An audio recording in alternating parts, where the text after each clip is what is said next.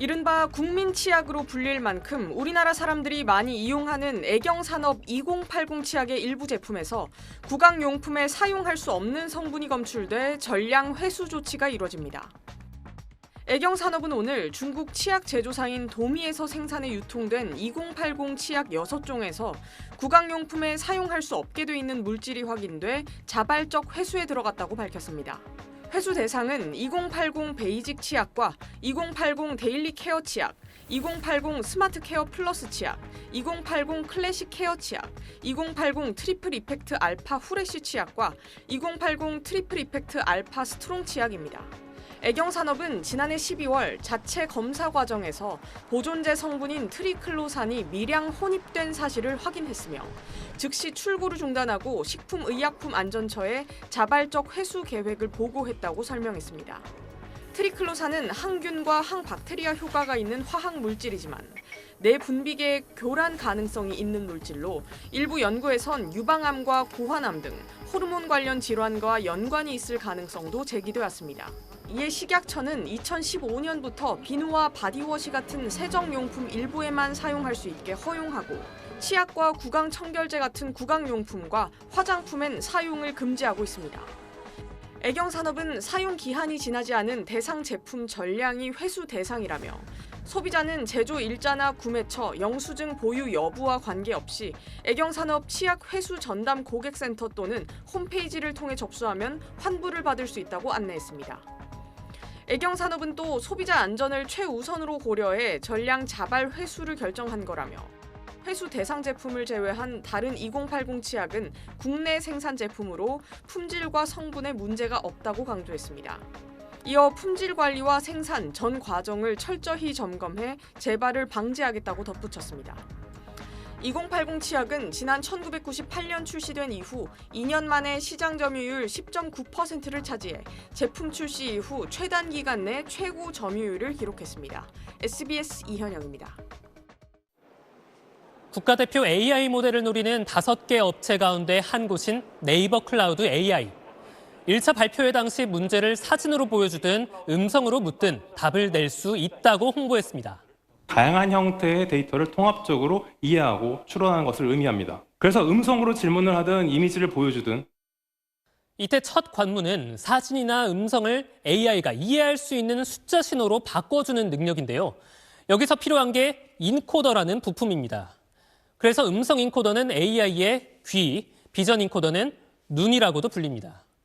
그런데 최근 이 부품이 국산이 아닌 중국산이라는 지적이 나왔습니다.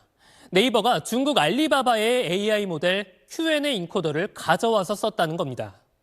네이버는 중국 인코더를 갖다 쓴 건 일단 인정했습니다. 비전 인코더는 미세 조정을 했고 오디오 인코더는 원본 그대로 썼지만 검증된 인코더를 쓰는 건 업계에서 일반적인 방식이라고 해명했습니다. AI의 핵심인 언어 모델은 직접 개발했고 인코더는 자체 기술로 교체할 수 있다고 설명했습니다. 하지만 이 경쟁하는 업체들은 독자성 기준인 프롬 스크래치 원칙에 어긋난다고 비판합니다. 경기에 참가한 선수들이 바닥에 그어놓은 스크래치, 즉 출발선에서 시작하듯 독자 AI라면 기존 학습 결과를 쓰지 않고 처음부터 새로 배워야 한다는 의미입니다. 앞서 정부는 외국 AI 모델을 미세 조정해 개발하면 독자 모델로 보지 않겠다고 공지했습니다. 하지만 모델의 구성 요소를 갖다 쓰는 경우까지 구체적으로 규정하지는 않았습니다. 이달 안에 1차 평가 결과와 네이버 모델의 독자성 여부를 발표할 예정인데 애초에 기준이 모호했던 터라 어떤 결론이 나오든 논란은 이어질 전망입니다. SBS 최승훈입니다. 화려한 꽃 모양으로 머리 부분이 갈라진 표고버섯입니다. 보기에 좋고 맛도 좋아 선물용으로 주로 쓰이는 최고급 표고, 화고입니다. 차고 메마른 날씨에 잘 자라 국내에선 에어컨을 돌려도 전체 표고 수확량의 20%가 되지 않는 귀한 버섯입니다. 그런데 김천에서 표고 농장을 하는 50대 A씨는 지난 7년 동안 전체 수확량의 70%에 달하는 화고를 수확했습니다. 하지만 이 농장의 전기 사용량은 일반 농가의 10분의 1에 불과했습니다. 수상함을 느낀 단속원이 점검해보니 비닐하우스 대부분이 텅텅 비어 있었습니다. 이곳은 최근 폐쇄된 A씨의 비닐하우스입니다. 일반적으로 배지를 놓고 버섯을 키우는 공간인데 이곳은 그런 흔적도 남아있지 않고 잡초가 가득합니다. 화고 명당인 이 농장의 비밀은 중국산 표고를 국산으로 둔갑해 판매한 것. 1kg당 5,500원인 중국산 화고를 몰래 들여온 뒤 직접 키웠다며 2배가 넘는 13,000여 원에 판 겁니다.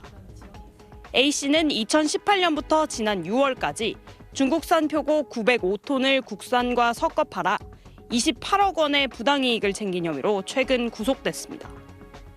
그동안 A씨 표고버섯은 농협 로컬푸드 매장과 전국 대형마트에서 국산으로 팔려나갔습니다. 지역 농가 경쟁력을 훼손하는 심각한 경제 범죄로 보고 이번 사건을 계기로 대형마트 납품 농가 및 로컬푸드 농가의 원산지 검정 및 유통관리 체계 점검을 강화해 나갈 방침입니다. A씨에게 중국산 표고버섯을 판매하고 증거를 위조한 혐의를 받는 법인 관계자 B씨도 검찰에 송치돼 조사받고 있습니다. TBC 박동주입니다.